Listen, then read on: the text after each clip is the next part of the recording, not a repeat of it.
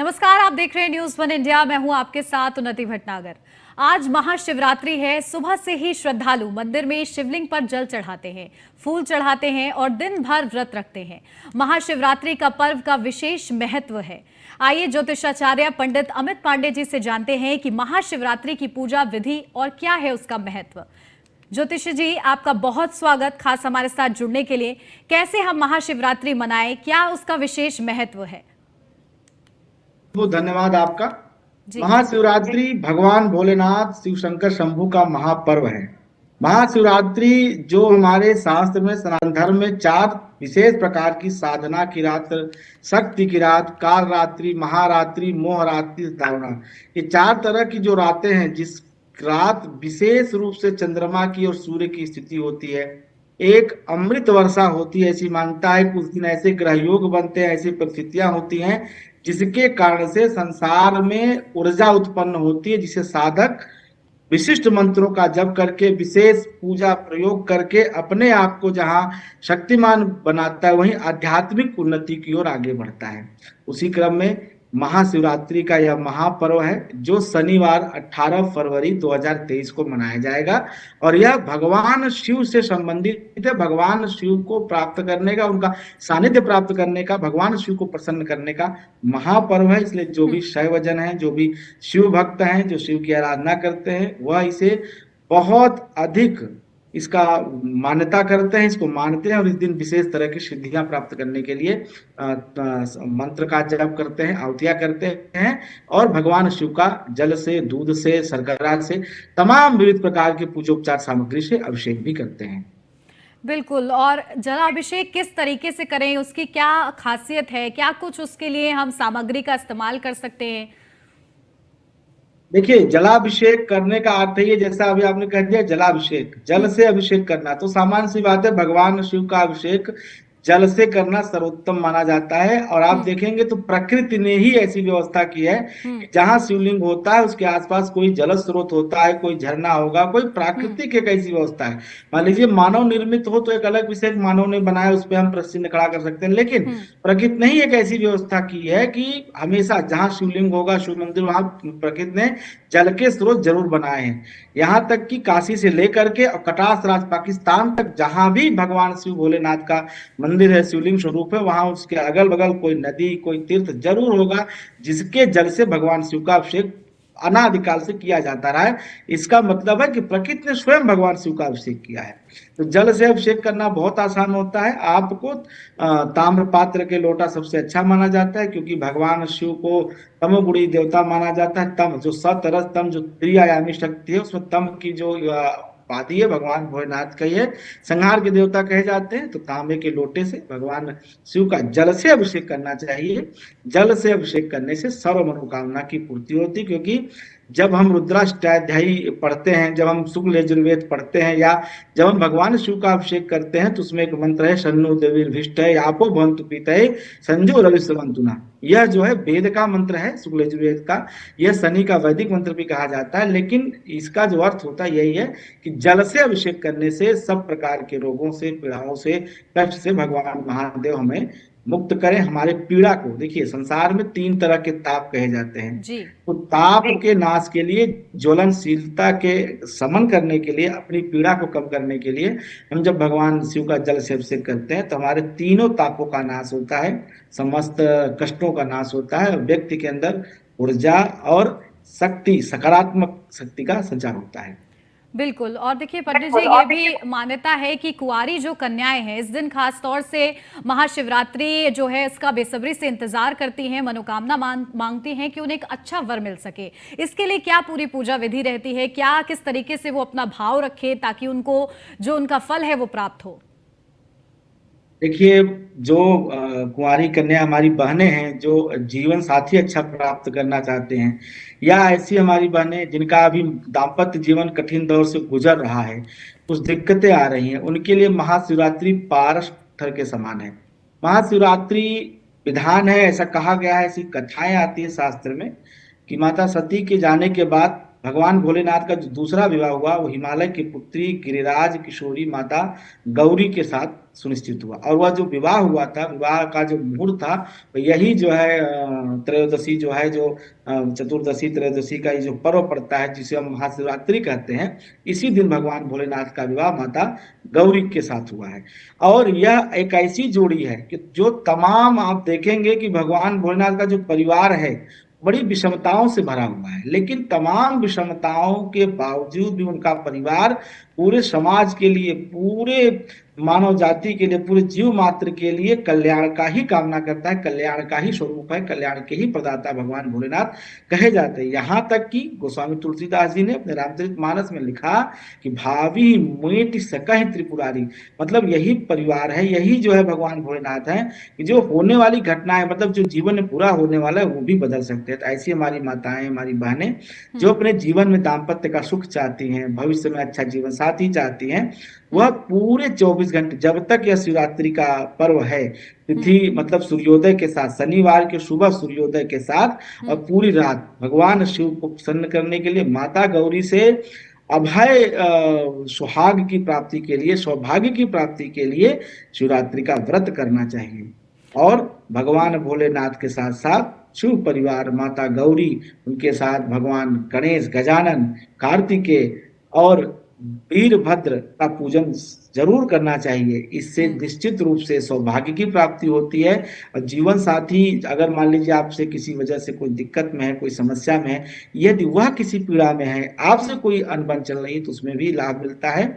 भगवान महादेव, माता पार्वती कृपा से दाम्पत्य सुख जरूर मिलता है। रामचरितमानस में कथा और आती है कि माता जानकी अपने अच्छे दाम्पत्य जीवन के लिए माता गौरी का पूजन करती हैं, और माता गौरी के ही आशीर्वाद से उन्हें भगवान श्री राम जैसा योग्य पति के रूप में जीवन साथी मिला। इसलिए माता गौरी की कृपा तभी मिल सकती है जब आप महाशिवरात्रि का व्रत करें, माता गौरी और शिव शंकर का दोनों एक साथ पूजन करें। गौरी शंकर के पूजन से सौभाग्य की प्राप्ति होती है, सुख की प्राप्ति होती है, अच्छा जीवन साथी मिलता है। बिल्कुल, और यही पूरी विधि रखने की ज़रूरत है हमारे दर्शकों को। देखिए, और भी ज़्यादा दर्शक इसलिए भी इच्छुक रहते हैं कि क्या उनकी राशियों पर प्रभाव पड़ेगा इस महाशिवरात्रि में, उसके बारे में भी कुछ बताइए। देखिए, महाशिवरात्रि का प्रभाव 12 राशियों पे स्पष्ट रूप से दिखाई देता है। और उसका प्रभाव ये होता है कि महाशिवरात्रि जब आती है तब कहीं न कहीं एक ऐसे मौसम में परिवर्तन होता है, समाज में परिवर्तन होता है। और जो महाशिवरात्रि ने अपनी जो 4 महारात्रि हमने आपको बताई, चाहे होलिका की रात हो, चाहे दीपावली की रात हो, ये चारों प्रमुख रातें, ये 12 राशियों को नहीं, अपने पूरे संसार को प्रभावित करती है। इस बार जैसे हम अगर कुंडली का अध्ययन करते हैं तो सबसे पहले अगर हम मेष राशि देखते हैं, तो मेष राशि के लिए सबसे पहली बात आती है कि इस समय मेष राशि के ऊपर जो है, जो ग्रह गोचर हो रहा है, और राहु का गोचर हो रहा है। तो राहु का गोचर मेष राशि में होना कहीं न कहीं उनको शारीरिक पीड़ा का संकेत करता है। लेकिन अब चूंकि जब महाशिवरात्रि का पर्व है, तो ऐसे में भगवान शिव के पूजन से सब प्रकार के उपद्रव, सब प्रकार के रोग, सब प्रकार के दोष शांत हो जाते हैं। तो मेष राशि के लिए थोड़ा सा शारीरिक दिक्कत जरूर है, लेकिन शिव पूजन से वह ठीक होगा। वृषभ में राशि में मंगल का गोचर हो रहा है, तो शिवरात्रि की बेला जो लग रही है, जिस समय महाशिवरात्रि का घटना घट रही है, उस समय चंद्रमा चूंकि मकर राशि में है, तो मकर राशि के लिए, कुंभ राशि के लिए यह समय बहुत अच्छा रहने वाला है, और मिथुन राशि के लिए भी बहुत अच्छा रहने वाला है। केवल दिक्कत कहाँ है? मेष राशि के लिए, तुला राशि के लिए दिक्कत रहने वाला है। इसके साथ साथ थोड़ी बहुत समस्याएं वृश्चिक राशि के लोगों को झेलनी पड़ सकती है, क्योंकि एकादश भाव में जो है उसके साथ जो है एक और ग्रह लगा हुआ है। इसलिए इन ग्रह स्थितियों को देखते हुए महाशिवरात्रि का जो महापर्व है 12 राशियों के लिए खास है, लेकिन सावधान रहने की जरूरत है वृश्चिक राशि के लोगों को, मेष राशि के लोगों को, तुला राशि के लोग, क्योंकि मेष राशि में राहु का गोचर है, तुला राशि में केतु का गोचर है, और चूंकि मंगल से 8वें अपने राशि भाव 7वें भाव मंगल गया हुआ है, तो इसलिए वृश्चिक राशि के लोगों को सावधान रहने की जरूरत है। बाकी शेष राशियों के लिए सामान्य रहने वाला है। हाँ, मकर राशि के लिए उत्कृष्ट रहेगा, बहुत अच्छा रहेगा, क्योंकि चंद्रमा वहां पे गोचर कर रहा है और चंद्रमा तिथियों का निर्धारक देवता होता है। तो मकर राशि के लिए बहुत अच्छा समय है। भगवान शिव की कृपा इनके ऊपर जरूर रहेगी। धनु राशि के ऊपर भी महाशिवरात्रि के दिन बहुत अच्छी कुछ सुखद घटनाएं, सुखद समाचार सुनने को मिल सकता है, अच्छा रहेगा। सिंह राशि के लिए मामला ठीक है, थोड़ा सा सेहत पे ध्यान रखने की जरूरत है। कर्क राशि चूंकि चंद्रमा की राशि है और कर्क के ऊपर पूर्ण दृष्टि चंद्रमा की रहने वाली, इसलिए कर्क राशि के लिए भी यह दिन अच्छा रहेगा।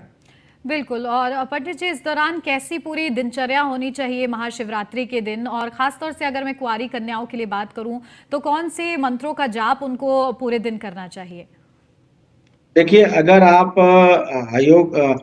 अपने जीवन में कुछ ऐसा पाना चाहती हैं जो आपके लिए बहुत जरूरी है, जैसे खास करके कुंवारी कन्याओं की जब आप बात करते हैं तो उनके लिए जीवन में सबसे अगर अनिवार्य है, अगर वो वर की इच्छा रखती हैं, अच्छे दाम्पत्य की इच्छा रखती हैं, तो उन्हें माता गौरी को प्रसन्न करना चाहिए और ओम शिवाय नमः या ओम नमः शिवाय, देखिए इन दोनों मंत्रों का प्रयोग कर सकती हैं, ओम नमः शिवाय या शिवाय नमः।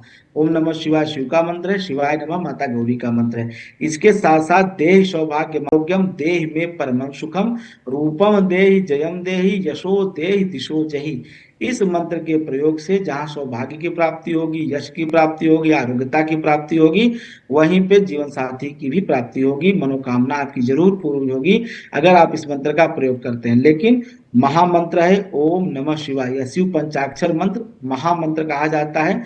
यह शिव के 5 अक्षर 5 सर के समान है, और जब आप शिव पंचाक्षर का प्रयोग करते हैं तो निश्चित रूप से जीवन में शिव की कृपा से तीनों तापों का नाश होता है, दुख का नाश होता है, दरिद्र का नाश होता है, सौभाग्य की वृद्धि होती है। सायंकाल महिलाओं को, कन्याओं को माता गौरी का विशेष रूप से पूजन करना चाहिए, सौभाग्य की सामग्री इत्यादि समर्पित करनी चाहिए और मंदिर प्रांगण में ही बैठ करके ओम नमः शिवाय या शिवाय नमः का जप जरूर करना चाहिए। इससे उनकी मनोकामना पूर्ण होगी। पूरे दिन शांत चित्त भाव से, बिना किसी की ईर्ष्या के, द्वेष के, बिना परहित निंदा, कुछ भी आपको ऐसा नहीं करना है जो आपके मन को विकृत करे, मन को खराब करे।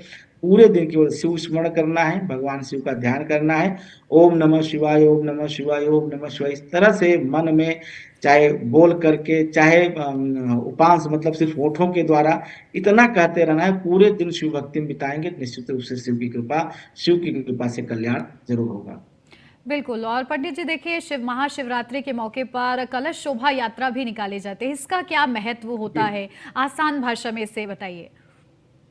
देखिए, ये कलश यात्रा शोभा यात्रा जो होती है, ये तो कलश यात्रा हमारे यहाँ हर याज्ञिक कार्यक्रम में कोई भी अनुष्ठान यज्ञ इत्यादि हम्म। होता है, तो इसे एक तरह से प्रभात फेरी के जैसे निकाला जाता है कि पूरे नगर का, पूरे जिस जहाँ वो हम्म। कार्यक्रम हो रहा है, एक फेरी की जाती है, परिक्रमा की जाती है, ताकि नगरवासी वहाँ के लोग जाने कि यहाँ एक बड़ा आयोजन कार्यक्रम हो रहा है।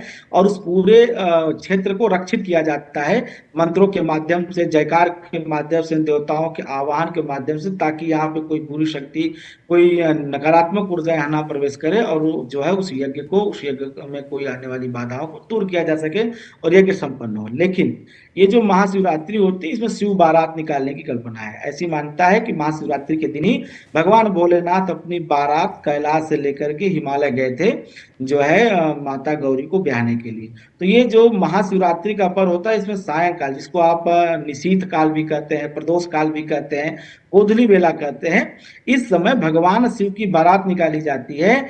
भगवान शिव की एक ऐसी बारात है जिसमें सब प्रकार के लोग, मतलब अच्छे बुरे, बहुत बुरे, सात्विक असात्विक, देवता राक्षस यक्ष गंधर्व किन्नर, सर्व लोग, जितने भी प्रकार के लोग समाज में पाए जाते हैं, सबका अगर आपको सामाजिक समावेश देखना है, सच्चा लोकतंत्र देखना है, तो भगवान शिव की बारात में देखिए, सब अतिथि के रूप में, सब बाराती के रूप में भगवान शिव के बारात में सम्मिलित होते हैं और पर्वतराज हिमालय के यहाँ जाकर के वहां पे भगवान शिव के बारात में पाणी ग्रहण संस्कार में सम्मिलित होते हैं। तो शिव बारात निकालने की परिकल्पना है। इससे ऐसी मान्यता है कि भगवान शिव का इस दिन विवाह हुआ था। शिव बारात निकालने से माता गौरी और शिव की कृपा उस नगर में, उस गांव में, उस समाज में जहाँ जो लोग करते हैं, कराते हैं, जो लोग सम्मिलित होते हैं, उनकी कृपा से वहाँ सामंजस्य बना रहता है, सौहार्द बना रहता है, प्रेम बना रहता है।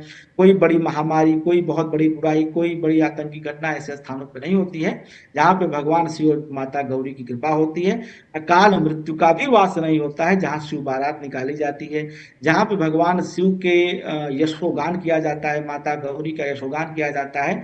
वहां पर निरंतर जो है रिद्धि और सिद्धि बनी रहती है, क्योंकि दोनों गणेश जी की पत्नियां हैं, शुभ और लाभ की कृपा बनी रहती है। इसलिए ऐसे हर प्रयास करके नगर में, गांव में जो है भगवान शिव की बारात, शिव यात्रा जरूर निकालनी चाहिए। इससे पूरे समाज का, पूरे देश का कल्याण होगा। बिल्कुल।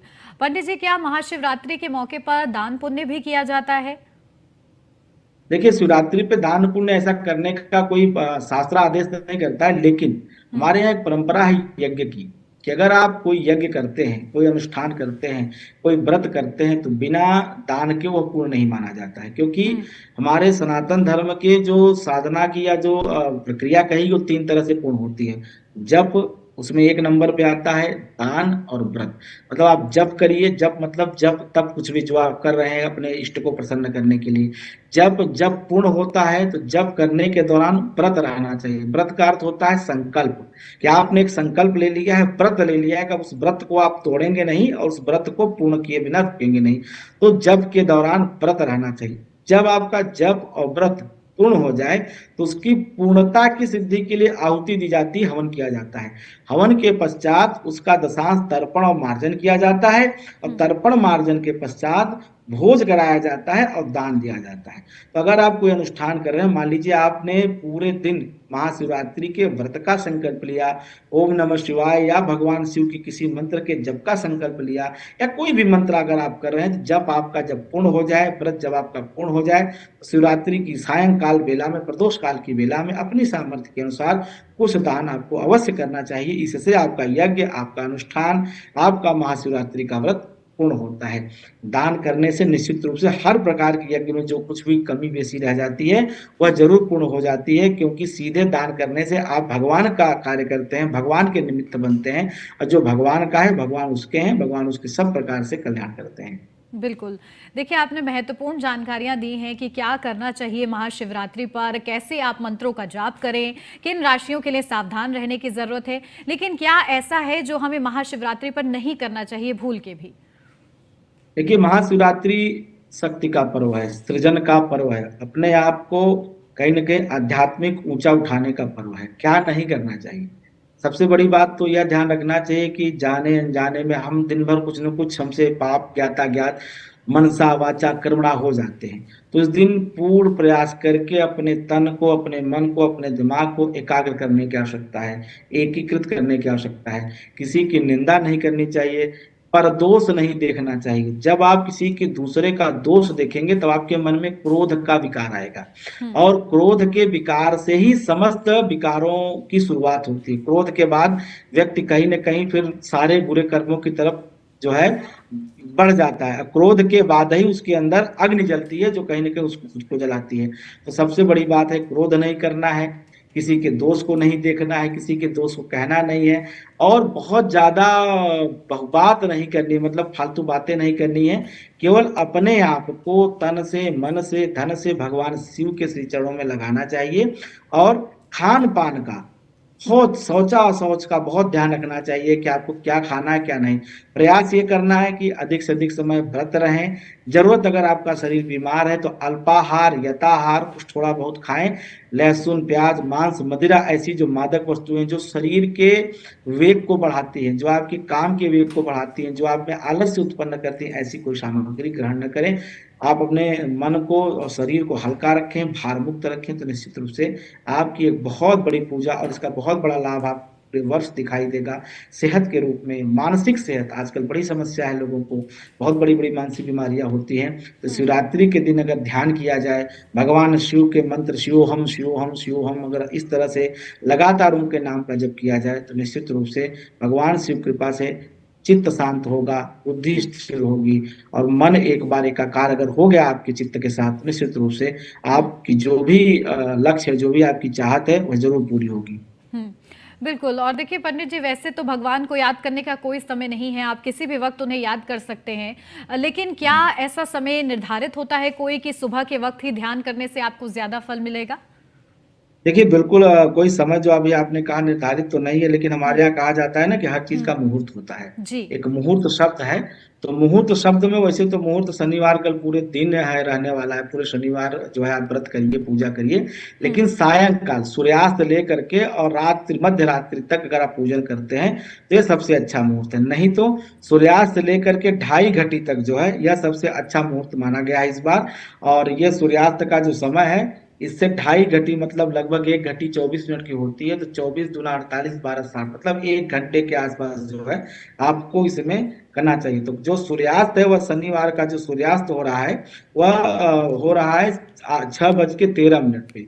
तो लगभग लगभग 1 घंटे आप मान के चलें कि 7:13 तक, 6:13 से लेके 7:13 तक जो यह मुहूर्त है, यह निशीथ काल का मुहूर्त है, प्रदोष काल का मुहूर्त है। इस समय आप कर सकते हैं। वैसे जो प्रदोष काल इस बार लग रहा है 5:20 से लग रहा है, और उसके बाद यह 7:13 तक रहेगा। इस समय आप समस्त प्रकार की पूजा पाठ करें, निश्चित रूप से भगवान शिव की कृपा आपको हम्म। मिलेगी। बिल्कुल। और पंडित जी देखिए, क्योंकि बच्चे कहा जाता है कि भगवान का ही स्वरूप होते हैं, तो ऐसे में जो लोग महाशिवरात्रि के मौके पर इस बार ध्यान करना चाहते हैं, पहले वो नहीं कर पा रहे हैं, तो वो शुरुआत कैसे करें, कैसे अपना ध्यान को केंद्रित करें और भगवान शिव के प्रति अपना ध्यान लगाएं और कैसे उनकी भक्ति में तल्लीन रहे? देखिए बहुत आसान है। जो बच्चे होते हैं वैसे ही माना जाता है कि बच्चे भगवान के रूप हैं। जिन बच्चों की आयु हम्म। अभी 12 वर्ष से कम है, हम्म। हमारा शास्त्र कहता है कि 12 वर्ष तक की आयु को बच्चों का कोई भी कर्म विकर्म या कर्म दोष नहीं लगता है। हम्म। ये पूर्व जन्म के आधार पे ही जो उनके कर्म है उसी का फल इस जन्म में मिलता है। इसके बाद 12 वर्ष के बाद ऐसी मानता है कि जो आज हम प्रारब्ध कर्म करेंगे उस प्रारब्ध का निर्माण होगा। तो ऐसे में अगर आपकी आयु 12 वर्ष तक के नीचे है तो आप बहुत सरल तरीका बताता हूँ कि आप आंख बंद कर लीजिए और बहुत धीरे धीरे शनै शनै ओम नमः शिवाय, ओम नमः शिवाय, ओम नमः शिवाय, इस तरह से आप भगवान शिव के मंत्र का जाप करिए। अपने आंखों को बंद रखते हुए अपने भवों के मध्य में ज्योति स्वरूप शिवलिंग का आप ध्यान करिए कि वहां पे शिवलिंग ऐसा आपके मस्तक पे प्रकाशित हो रहा है, एक प्रकाश पुंज बन रहा है। और ओम नमः शिवाय, ओम नमः शिवाय, ओम नमः शिवाय, इस तरह से लगातार अनवरत शिव पंचाक्षर मंत्र का जाप आप करिए, जितना भी कर हम्म। सकते हैं। क्योंकि बाल बुद्धि है, बाल में चंचलता बहुत होती है, लेकिन आप मेहनत करेंगे, थोड़ा ध्यान लगाएंगे तो 2 मिनट से लेकर के अगर आपने 1 घंटे आधे घंटे भी कर लिया तो बहुत है। भगवान शिव बाल से बहुत जल्दी प्रसन्न होते हैं। आपने मार्कंडे की कथा सुनी हम्म। होगी कि बिल्कुल। मार्कंडे जी थे और 5 वर्ष के थे और उन्होंने यमदूतों को भगा दिया। सिर्फ उन्होंने क्या किया, ओम नमः शिवाय, ओम नमः शिवाय, और भगवान भोलेनाथ को शिवलिंग को पकड़ लिया जब यमदूत उनको पकड़ने आए।